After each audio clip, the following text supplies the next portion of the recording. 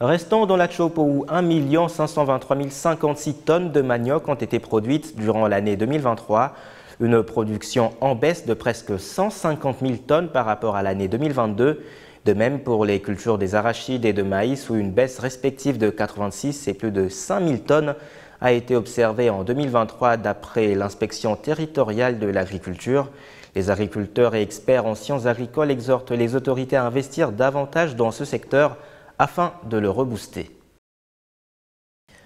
Justement, la diversification de l'économie nationale est l'un des objectifs que s'est assigné le président de la République pour son second mandat. Pour le professeur Franck Kazadi, docteur en sciences économiques de l'université officielle de Mbuji-Maïs, cette diversification doit passer inéluctablement par l'agriculture au service de l'industrie. Le professeur Franck Kazadi est au micro de Franck Bambi. En prélude de son second mandat en République démocratique du Congo, dans son analyse, il a mis un accent particulier sur la diversification de l'économie nationale. Alors concernant la diversification de l'économie, nous devons retenir que notre pays, certes, a besoin de cette diversification parce que pendant plusieurs décennies, notre pays, notre économie est restée mono-exportatrice ou monojambiste.